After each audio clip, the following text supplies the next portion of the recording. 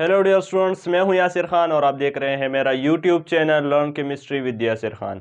Dear students, आज का हमारा जो लेक्चर है वो है यील्ड के बारे में। अगर यील्ड के टॉपिक को हम देखें तो ये एग्जाम पॉइंट ऑफ व्यू से बहुत ही इंपॉर्टेंट टॉपिक है, क्योंकि अगर आप पास पेपर को देखें तो उसमें आपको कहीं ना कहीं ये क्वेश्चन मिलेगा। आपको ये क्वेश्चन इस शक्ल में मिलेगा कि व्हाट इज थ्योरेटिकल यील्ड। अक्सर ये क्वेश्चन पूछा जाता है कि why actual yield is less than theoretical yield, और इस पर आपको लॉन्ग क्वेश्चन भी आ सकता है कि यील्ड को एक्सप्लेन करें और साथ ही साथ जो एक्चुअल यील्ड है, थ्योरेटिकल यील्ड और परसेंटेज यील्ड है उसको एक्सप्लेन करें। तो आज हम इस टॉपिक में, आज के इस लेक्चर में हम इस सारे क्वेश्चंस को कवर करेंगे जो एग्जाम में आ सकते हैं। तो चलते हैं अपने टॉपिक की तरफ। सबसे पहले हमारे पास है यील्ड। हमारे पास इसी पैदावार को कहते हैं, यील्ड पैदावार को कहते हैं, पैदावार। अक्सर आप लोग ये सुनते होंगे कि गंदम के फसल का इतना पैदावार हुआ और इसी तरह जो कपास की फसल है उसकी इतनी पैदावार हुई। तो इससे क्या कहते हैं, पैदावार कहते हैं कि जो प्रोडक्ट्स हमें मिलते हैं, रिजल्ट में एक रिएक्शन होता है, उसके रिजल्ट में हमें जो प्रोडक्ट्स मिलते हैं उसको उस रिएक्शन का पैदावार कहते हैं। डिफिनीशन इस तरह है, the amount of product formed in a chemical reaction.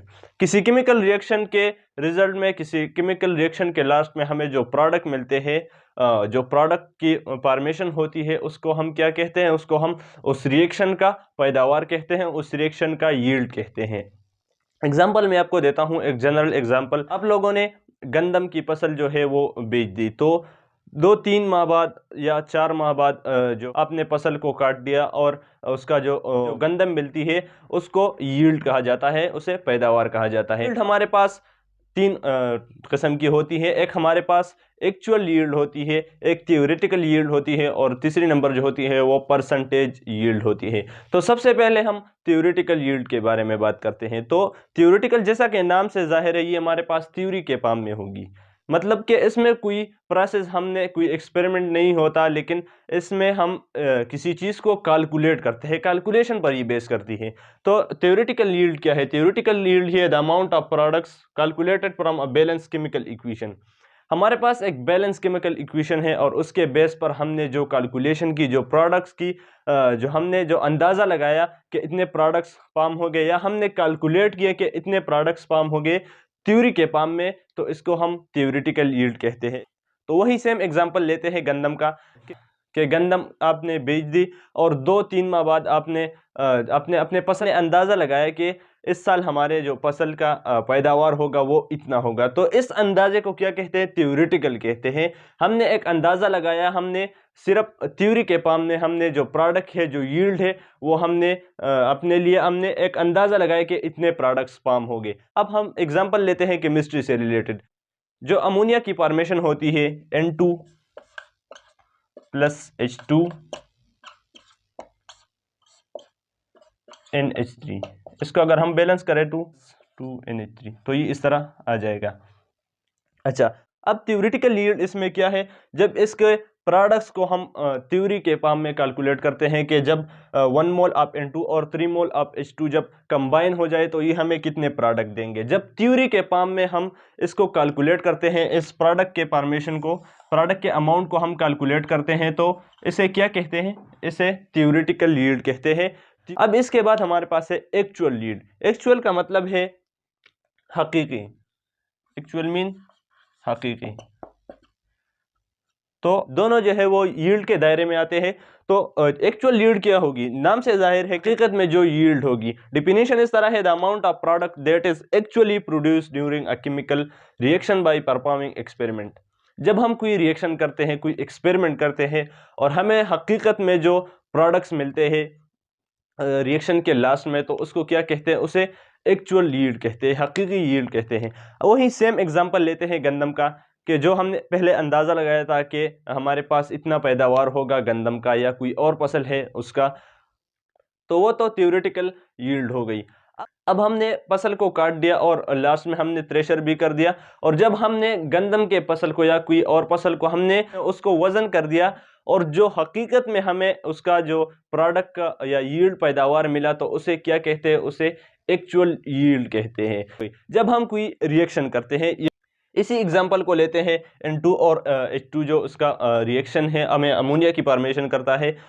तो जब इस रिएक्शन को हम एक्सपेरिमेंटली करेंगे, ये तो थ्योरी के पार्ट में है, जब इसको हम लैब में करेंगे, थ्रू एक्सपेरिमेंट करेंगे, इसको हम प्रैक्टिकली करेंगे और जो प्रोडक्ट हमें मिलेंगे लास्ट में, तो ये क्या, इसे एक्चुअल यील्ड कहेंगे। अब क्वेश्चन ये आता है कि एक्चुअल यील्ड जो है ये हमेशा थ्योरेटिकल यील्ड से कम होता है, इसका रीज़न क्या है?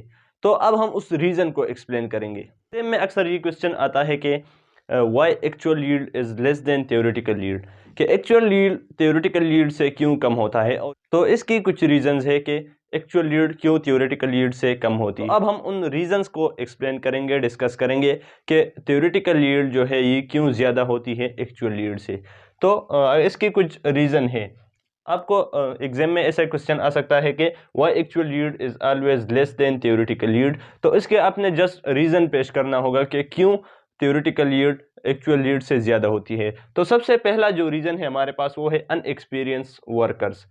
एक्सपीरियंस जो है ये एक बेसिक चीज़ है। जब आप कोई काम करते हो तो आपको चाहिए कि उस काम के बारे में आपके पास कोई ना कोई एक्सपीरियंस हो।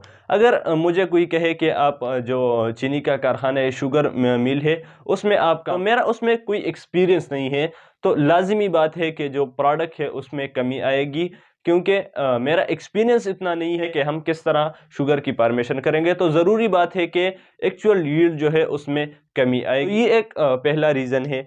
अब दूसरा रीज़न है मैकेनिकल लॉस। मैकेनिकल लॉस का मतलब ये है कि समटाइम हमारे पास जो प्रोडक्ट्स है उसको हम कंप्लीटली हम किसी मीडियम से उसको अलग नहीं कर सकते, तो उस दौरान जो लॉस होती है प्रोडक्ट्स की, उसको हम क्या कहते हैं, उसको हम मैकेनिकल लॉस कहते हैं।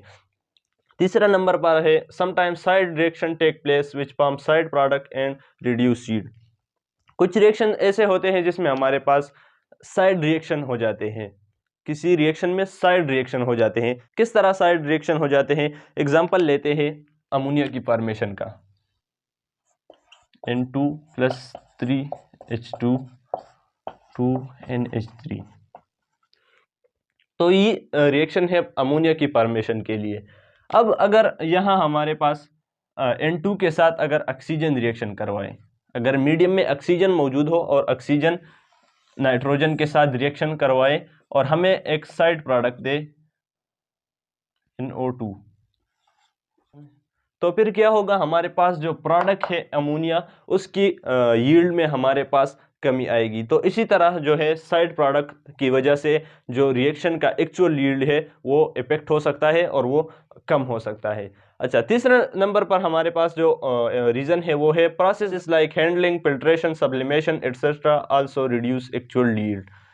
कुछ प्रोसेस ऐसे होते हैं जैसा कि फिल्ट्रेशन होता है, हैंडलिंग होता है या सब्लिमेशन होती है। तो इन प्रोसेस में हमारे पास जो प्रोडक्ट्स है उनकी लॉस होती है। अगर किसी चीज़ को हम फिल्टर करते हैं और जो फिल्टर में कुछ प्रोडक्ट्स ऊपर रह जाते हैं या अच्छी तरह फिल्टर नहीं होते, तो ये भी हमारे पास रिएक्शन का जो यील्ड है, एक्चुअल यील्ड है, उसको इफेक्ट कर सकता है और उसको रिड्यूस कर सकता है। इसी तरह हैंडलिंग के दौरान जब आप किसी चीज़ को थ्रू हैंड उसको लेते हो, प्रोडक्ट्स को लेते हो या रिएक्टेंट को मिलाते हो, तो उस दौरान भी जो है प्रोडक्ट का या रिएक्टेंट का लॉस हो सकता है और यील्ड में कमी आ सकती है।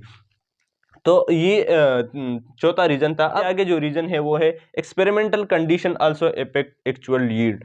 एक्सपेरिमेंटल कंडीशन जो है ये भी एक्चुअल यील्ड को इफेक्ट कर सकते हैं। हर एक रिएक्शन के लिए कुछ खास कंडीशन होते हैं, टेम्परेचर होता है, प्रेशर होता है, तो उसके बेस पर वो रिएक्शन जो है उसमें वो फेवर करता है और जो प्रोडक्ट्स है उसकी फॉर्मेशन करता है। तो जब इस कंडीशन में हमारे पास चेंजेस आते हैं, ये कंडीशन अवेलेबल नहीं होते, तो फिर जो हमारे पास प्रोडक्ट होती है, एक्चुअल यील्ड होती है, उसमें हमारे पास कमी आएगी और थ्योरेटिकल यील्ड से वो कम आएगी, क्योंकि थ्योरी में तो सिर्फ हम थ्योरेटिकल कैलकुलेट कर लेते हैं, कंडीशन को हम अप्लाई नहीं करते, बस थ्योरी के फॉर्म में हम कैलकुलेट करते हैं। तो फिर हमारे पास जब रिएक्शन कंडीशन ठीक नहीं हो तो फिर जो एक्चुअल यील्ड है उसमें कमी आएगी।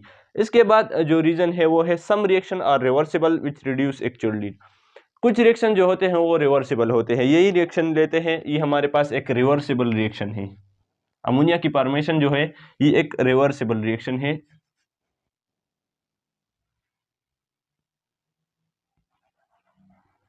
अमोनिया की फॉर्मेशन हमारे पास ये एक रिवर्सिबल रिएक्शन है,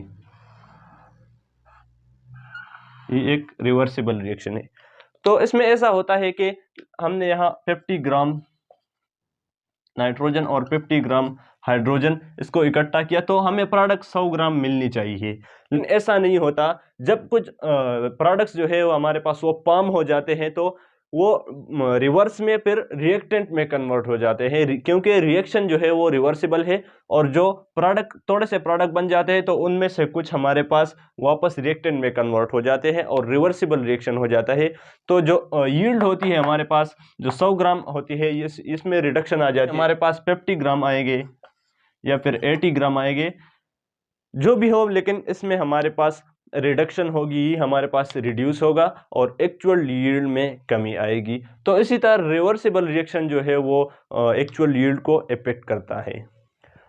ओके बच्चों, इसके बाद हमारे पास जो टॉपिक है वो है परसेंटेज यील्ड। तो परसेंटेज यील्ड क्या है? नाम से जाहिर है कि इसमें हम प्रोडक्ट्स का परसेंटेज फाइंड करेंगे कि कितने परसेंट प्रोडक्ट जो है, कितनी परसेंट यील्ड हुई है। तो इसको हम किस तरह डिफाइन करते हैं? The ratio between actual yield and theoretical yield multiplied by 100। जब हम एक्चुअल यील्ड की और थ्योरेटिकल यील्ड का हम रेशो लेते हैं, मतलब एक्चुअल यील्ड को डिवाइड करते हैं थ्योरेटिकल यील्ड पर और उसको फिर मल्टीप्लाई करते हैं 100 से, तो इसको क्या कहते हैं? इसको परसेंटेज यील्ड कहते हैं। इसका मैथमेटिकल इक्वेशन किस तरह है, मैथमेटिकली इसको हम किस तरह रिप्रेजेंट करते हैं? तो परसेंटेज यील्ड जो है ये इक्वल होगी actual yield divide by theoretical yield multiplied by 100। तो इसे परसेंटेज यील्ड कहते हैं। अब इसको हम इस फॉर्म में भी लिख सकते हैं, यहाँ रेशो के फॉर्म में भी लिख सकते हैं कि एक्चुअल यील्ड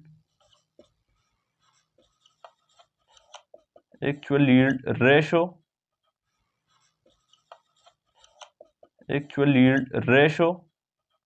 थ्योरेटिकल यील्ड। तो ये दोनों सेम चीजें हैं, इसमें कोई डिफरेंस नहीं है कि actual yield divide by theoretical yield या actual yield ratio theoretical yield, ये दोनों सेम चीज़ें हैं। तो इसलिए हम डिफिनीशन में the ratio between actual yield और थ्योरेटिकल यील्ड कहते हैं। अब इस पर एक एग्जांपल लेते हैं। लेट्स सपोज हम लोगों ने अपने मार्क्स काउंट करना है, तो हम क्या करते हैं? जब मार्क्स का हम परसेंटेज फाइंड करते हैं तो किस तरह करते हैं? हमने जो मार्क्स ऑब्टेन किए हैं, सबसे पहले हम उसको लिखते हैं, जो मार्क्स ऑब्टेन किए हैं वो हम यहाँ लिखते हैं एक्चुअल यील्ड में, क्योंकि हकीकत में हमने यही नंबर जो है, यही मार्क्स जो है वो हमने ऑब्टेन किए। थ्योरेटिकल यील्ड में हम उन मार्क्स को पुट करेंगे जो जिसमें हमने ये मार्क्स जो है ये ऑब्टेन किए हैं। तो ज़्यादातर यहाँ हमारे पास 1100 मार्क्स होते हैं, 11 एक बोर्ड के अलग मार्क्स होते हैं, तो इसीलिए उसी के मुताबिक यहाँ आपने उन मार्क्स को लिखना है और उसको मल्टीप्लाई करना है 100 से। तो इसी तरह हम अपने मार्क्स का परसेंटेज फाइंड कर सकते हैं। अब यहाँ हम केमिकल रिएक्शन के बारे में बात करते हैं, तो जो एक्चुअल यील्ड होगी एक्सपेरिमेंट के बेस पर हम उसको यहाँ पुट करेंगे एक्चुअल यील्ड की जगह, और जो थ्योरी के फॉर्म में हमने कैलकुलेशन की है, थ्योरेटिकल यील्ड हमने फाइंड की है, उसको यहाँ पुट करेंगे और उसको मल्टीप्लाई करेंगे 100 से, तो हमें जो परसेंटेज यील्ड है वो मिल जाएगी। तो डियर स्टूडेंट्स, ये लास्ट टॉपिक था चैप्टर नंबर 1 में, स्टोइकियोमेट्री में। तो आज के इस टॉपिक से हमारा जो पहला चैप्टर है ये कंप्लीट हो जाएगा। डियर स्टूडेंट्स, अगर आपको हमारी वीडियो अच्छी लगी हो तो वीडियो को लाइक कर दीजिए और चैनल को सब्सक्राइब कर दीजिए, और साथ ही जो बेल आइकन है उसको प्रेस कर दीजिए, क्योंकि हमारी हर नई वीडियो का नोटिफिकेशन आपको मिलता रहे। Thank you for watching. अल्लाह हाफिज़।